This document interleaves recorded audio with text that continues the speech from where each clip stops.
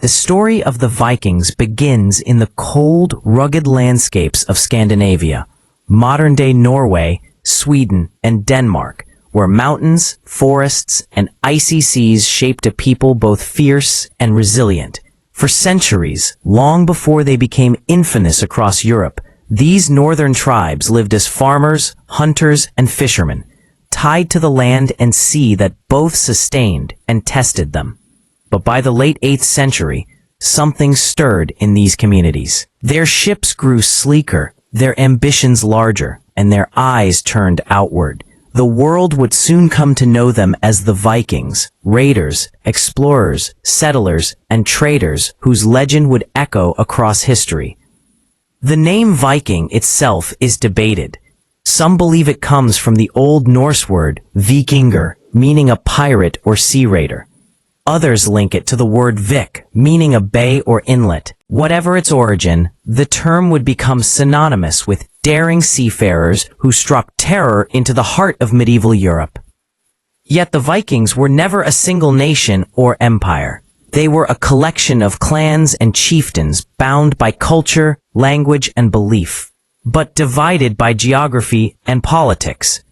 To understand them fully, we must see them not just as raiders, but as explorers, settlers, craftsmen, and storytellers. The Viking Age is generally dated from 793 AD, the year of the infamous raid on Lindisfarne Monastery in England, to around 1066 AD, when Harald Hardrada, King of Norway, was defeated at the Battle of Stamford Bridge. This period, spanning nearly 3 centuries, reshaped the map of Europe and extended the reach of Norse culture from North America in the west to the rivers of Russia in the east. Life in Scandinavia was harsh, with long winters and limited farmland. This scarcity pushed people to the sea, where their greatest innovation emerged, the longship. Sleek, fast, and shallow-drafted, these vessels could cross open oceans and slip into shallow rivers alike. The longship was both a weapon of war and a tool of exploration, and it gave the Vikings their edge. With it, they could appear suddenly on foreign shores, raid quickly, and vanish before local armies could respond. But they could also use it to carry families, livestock, and goods, establishing new settlements far from home. The first wave of Viking expansion targeted the British Isles. The monasteries of England, rich in gold and poorly defended, became easy prey. The raid on Lindisfarne in 793 shocked Christendom. Here, armed men stormed a holy site, slaughtering monks and looting treasures. To the Christian chroniclers of the time, this was the work of demons, heathens from the north, sent as divine punishment. But for the Vikings, it was opportunity, wealth that could be seized and carried home. Soon, more raids followed, not just in England, but across Ireland, Scotland, and the coasts of France.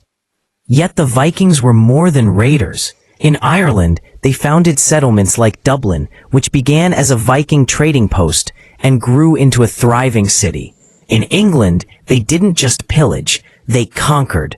By the 9th century, a vast swath of eastern England became known as the Danelaw, territory under Viking control.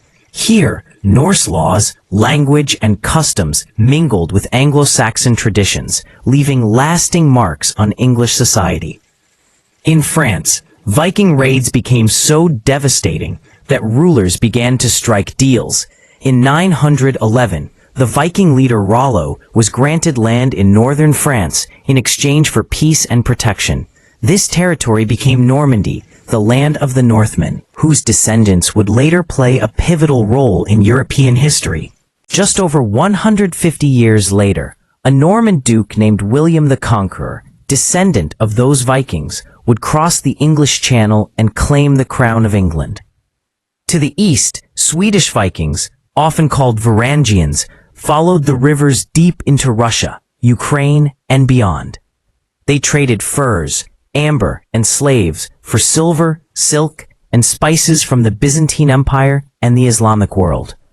In time, they helped establish early states such as Kievan Rus, a foundation for modern Russia and Ukraine. Some of these Vikings even served as mercenaries in Constantinople, the capital of Byzantium. The elite Varangian Guard became the personal bodyguard of the Byzantine emperor, feared for their loyalty and ferocity in battle. Further west, the Vikings sailed beyond Europe entirely. Around the year 870, they colonized Iceland, a land of volcanic rock and hot springs. From there, they pushed further, reaching Greenland under the leadership of Erik the Red. His son Leif Erikson went even further. Around the year 1000, he sailed across the Atlantic and set foot on North America, in a place they called Vinland, likely Newfoundland in modern Canada. This made the Vikings the first Europeans to reach the Americas, centuries before Columbus. Despite their far-flung journeys, Norse culture remained deeply rooted in their beliefs and traditions. They were polytheists, worshipping gods like Odin, the all-seeing father of wisdom and war, Thor the thunder god and protector of mankind, and Freya, goddess of love and fertility. Their mythology was rich with sagas of heroes, monsters, and an epic cosmic struggle destined to end in Ragnarok, the doom of the gods. These beliefs infused their lives with meaning and shaped how they viewed death and glory. To fall bravely in battle was to earn a place in Valhalla, feasting eternally with Odin and Ragnarok. Viking society itself was surprisingly complex. While kings and jarls ruled over clans, ordinary freemen had rights, and local assemblies called things allowed communities to make decisions collectively. Women in Viking society enjoyed more freedom than in much of medieval Europe. They could inherit property, divorce husbands, and even wield influence as priestesses or traders. Though raids made headlines in chronicles, daily life for most Vikings revolved around farming, fishing, and trade. As the Viking Age progressed, Christianity began to seep into Scandinavia. Missionaries arrived, and rulers saw the political advantages of aligning with Christian Europe. Gradually, old pagan traditions gave way. Kings like Olaf Tryggvason and Olaf Haraldsson in Norway championed the new faith, sometimes by force. By the 11th century, most of Scandinavia had converted, marking the decline of the old gods. The end of the Viking Age came not from a single event, but from a convergence of changes. Europe grew stronger, with better defenses and organized kingdoms that could resist raids. The Vikings themselves settled into the lands they once raided, integrating with local populations. The defeat of Harold Hardrada in 1066 at Stamford Bridge, just days before the Norman invasion of England, is often seen as the final chapter. With it, the great age of Viking raids drew to a close, though their legacy endured. That legacy is vast. In language, Norse words seeped into English, words like sky, knife, and window. In law and governance, the Viking idea of assemblies influenced later democratic traditions. In exploration, their daring voyages pushed the boundaries of the known world. In culture, their sagas and myths continue to inspire art, literature, and film to this day. The Vikings were not merely destroyers. They were also builders, traders, and storytellers, whose impact reached far beyond their lifetimes.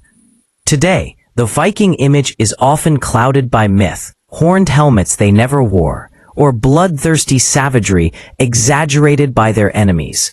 The truth is more nuanced. They were fierce warriors, yes, but also skilled navigators, farmers, and craftsmen. They were raiders, but also settlers and founders of kingdoms. They were pagans, but also converts who shaped medieval Christianity in the north. Above all, they were a people who refused to be confined by the limitations of their harsh homeland, and who carried their culture across seas and continents. In the end, the Vikings remind us of the power of exploration, resilience, and adaptation. From the icy fjords of Scandinavia, they sailed into history, leaving behind a story of adventure and transformation that still fascinates the world more than 1,000 years later. Their age may have passed, but their spirit endures. In the sagas told, in the lands they settled, and in the enduring echoes of the longships that once cut across stormy seas.